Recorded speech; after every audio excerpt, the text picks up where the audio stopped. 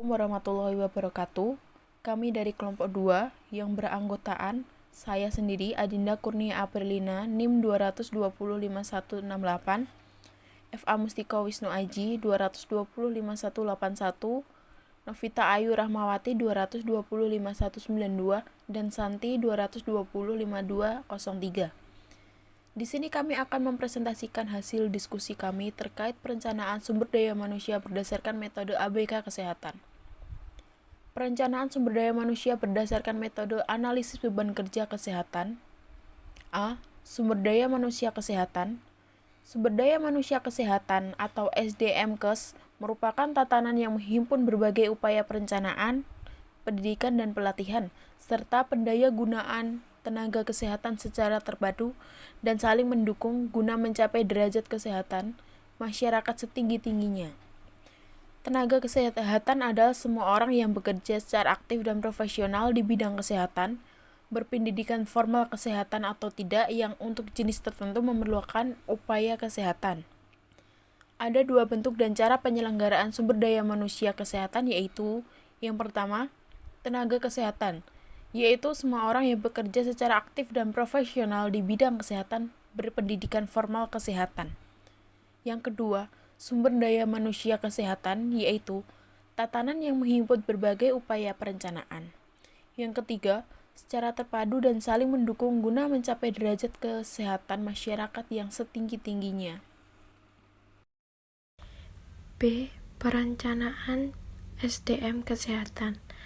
Perencanaan sumber daya manusia kesehatan adalah proses estimasi terhadap jumlah sumber daya manusia berdasarkan tempat, keterampilan, perilaku yang dibutuhkan untuk memberikan upaya kesehatan. Dasar dari peningkatan perencanaan mutu sumber daya manusia kesehatan yaitu kebijakan peningkatan askes masyarakat terhadap pelayanan kesehatan yang berkualitas yang dilaksanakan melalui 1. Peningkatan jumlah jaringan dan kualitas puskesmas. 2.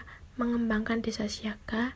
3. Peningkatan kualitas dan kuantitas tenaga kesehatan. 4.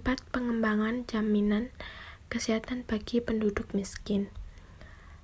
Perencanaan terdiri dari 3 kelompok, yaitu perencanaan tingkat institusi meliputi puskesmas, rumah sakit, poliklinik, dan lain sebagainya. 2. Perencanaan tingkat wilayah meliputi institusi plus organisasi. Yang ketiga, perencanaan untuk bencana meliputi pra, pada saat, dan pasca bencana. Peningkatan perencanaan sumber daya manusia kesehatan yang sedang diupayakan yaitu 1. Implementasi Kemenkes RI nomor 81 Menkes SK 1/2004 tentang pedoman penyusunan perencanaan sumber daya manusia kesehatan di tingkat provinsi. 2. Penyusunan perencanaan sumber daya manusia kesehatan di tingkat provinsi, kabupaten atau kota, dan rumah sakit. 3. Penyusunan rencana kebutuhan sumber daya manusia kesehatan dalam pencapaian sasaran pembangunan jangka pendek, menengah, dan jangka panjang bidang kesehatan. Perencanaan dan pendayagunaan SDM kesehatan. A. Peningkatan, pembinaan, dan pengawasan perencanaan dan pendayagunaan sumber daya manusia kesehatan. B. Peningkatan perencanaan sumber daya manusia kesehatan. C. Peningkatan pendayagunaan sumber daya manusia kesehatan.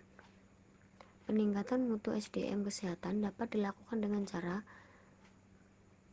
yang pertama, yaitu pengembangan karir dokter atau dokter gigi atau apoteker. Yang kedua, pengembangan sistem penilaian kinerja pada unit kerja independen. Yang ketiga, peningkatan kompetensi melalui tugas belajar pendidikan atau pelatihan. C. Definisi metode analisa beban kerja atau ABK.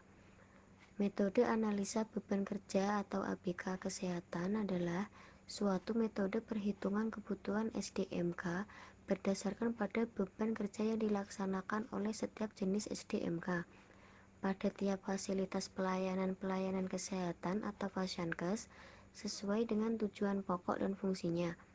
Berikut ini terdapat 3 metode dalam analisis beban kerja, yakni sebagai berikut. Yang pertama, metode organisasi. Yang kedua, metode analisis jabatan. Yang ketiga, metode administratif. D. Langkah-langkah metode analisa beban kerja atau ABK. 1. Menetapkan Fasiankes dan jenis SDMK.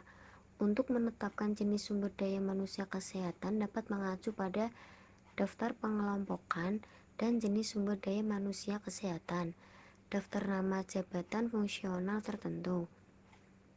Kedua, menetapkan waktu kerja tersedia atau WKT. Yang ketiga, waktu kerja tersedia atau WKT adalah waktu yang dipergunakan oleh sumber daya manusia kesehatan untuk melaksanakan tugas dan kegiatannya dalam kurun waktu 1 tahun. Informasi untuk menetapkan waktu kerja tersedia bersumber dari A. Perka BKN nomor 19 tahun 2011, B. Permenkes nomor 53 tahun 2013, C. Menetapkan komponen badan kerja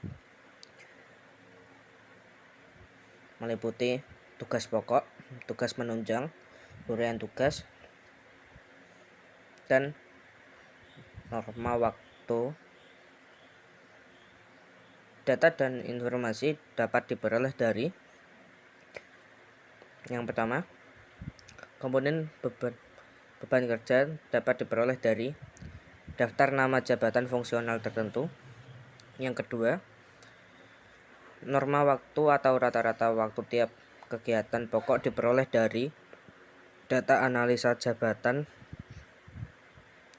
tiap jabatan dari Fasiankes yang bersangkutan. Yang ketiga, bila mana normal waktu rata-rata